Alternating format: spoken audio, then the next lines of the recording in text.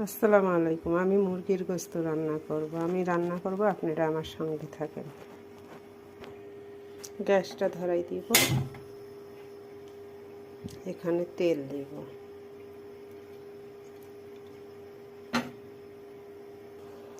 পেঁয়াজ দিব। পেঁয়াজগুলো একটু নাড়াচাড়া করবো, লাল করবো, মানে ব্রেস্তা করে নেব। পেঁয়াজটা আমার লাল হয়েছে। এখানে আমি লবণ, হলুদ, রসুন, আদা, জিরা, গরম মশলা সব একসঙ্গে মিক্সার করে নিয়েছি। এখানে ঢালি দেব। এখন মশলাটা আমি ভুনাই নেব। মশলাগুলো আমি ভুনাই নিচ্ছি। মশলাগুলো ভালো করে ভুনাই নেব। মশলাগুলোর আমার তেল বেরোচ্ছে। মশলা যখন তেল ছাড়ে তখন বুঝতে হবে মশলা ভুনানো হয়ে গেছে।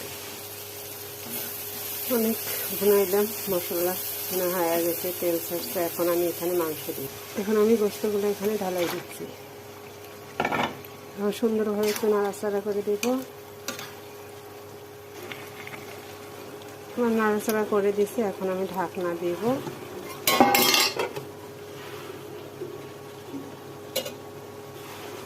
দেখি কি অবস্থা। অনেক পানি বের হচ্ছে, অনেক পানি। এখানে আমি কয়েকটা আলু দিব।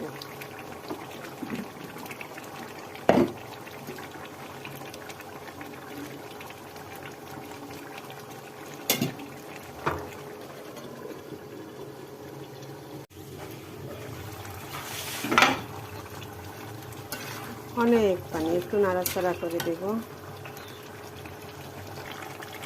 নাড়াচাড়া করে দিলাম। এখন ঢেকে দেবো আবার। আমার তরকারিটা কষানো হয়ে গেছে। এখন আমি এখানে ঝোলের পানি দিব।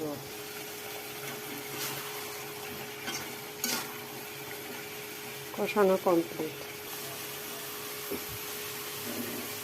ঝোলের জন্য একটু পানি দিচ্ছি। বেশি ঝোল রাখছি না, এটা গরম পানি দিচ্ছি।